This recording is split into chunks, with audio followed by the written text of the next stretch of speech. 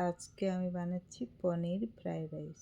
গোবিন্দভোগ চাল 10 মিনিট ভিজিয়ে কুকারে 1 সিটি দিয়ে রাইসটা বানিয়ে নেব। সাদা তেলে পনিরটা ভেজে ওই তেলে পেঁয়াজ কুচি, আলু, গাজর, বিনস আন্দাজ মতো নুন হলুদ দিয়ে সবজিটা একটু ভেজে নেব।